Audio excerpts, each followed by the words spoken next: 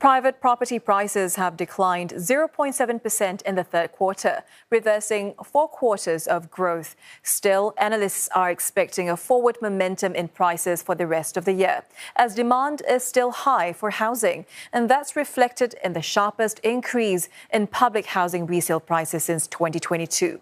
Charlotte Lim with more. Analysts observe that more people bought homes outside of the central region, where prices tend to be lower. That's why there appears to be an overall price drop in the market, even though the number of units sold rose 9.3% on quarter. Still, prices are expected to gain momentum for the rest of the year, on the back of the recent US Federal Reserve rate cut in September. In the last quarter of 2024, we believe that the positive momentum that we see in the third quarter will continue as well. The lower interest rate will actually boost demand for homes in the market.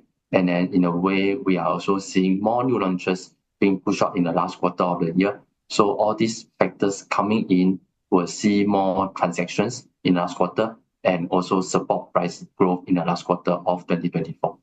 Public housing resale prices picked up by 2.7% in the third quarter, faster than the 2.3% growth in the previous quarter.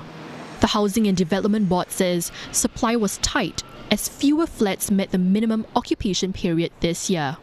It adds that over 5,500 sale of balance flats will be available in February, the largest such exercise to date.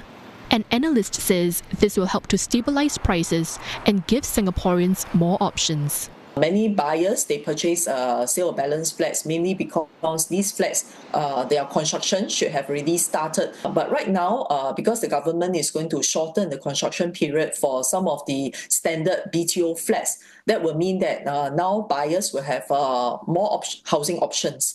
So they will have to weigh the options available to them, because usually for the sale of balance units, some could be not so ideal units that have been left over from the other previous BTO launches. About 5,000 built-to-order flats will also be offered in the next launch exercise in February.